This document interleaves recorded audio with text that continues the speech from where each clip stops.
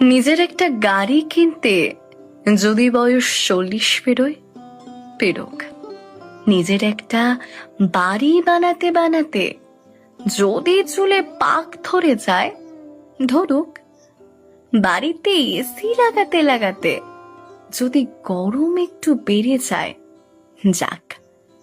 ঠিকঠাক স্যালারিতে পৌঁছাতে যদি একটু সময় লাগুক। নিজেকে ঠিকঠাক ভাবে দাঁড় করাতে যদি একটু দেরি হয় হোক। 30-এর মধ্যে যদি বিয়ে না হোক। বাচ্চা নিতে যদি একটু সময় লাগুক। সব কিছু সামলাতে সামলাতে যদি স্বপ্নের বিদেশ ট্রিপটা একটু দেরিতে আসুক। 45-এ ডিভোর্সের পর জীবনে যদি আর একটা প্রেম আসুক। মন যদি আবার নতুন করে সংসার বনে নিতে চায় বুনুক।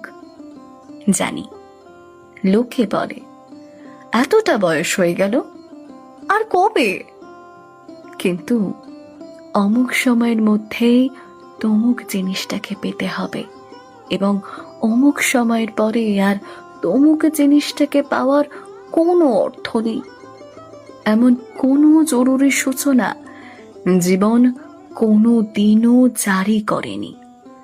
অমুকে এই বয়সের মধ্যে তমুক করে ফেলেছে, তাই তোমাকেও ওই বয়সের মধ্যে ওই সব কিছু করে ফেলতে হবে, অর্জন করে নিতে হবে, না হলেই তুমি অসফল।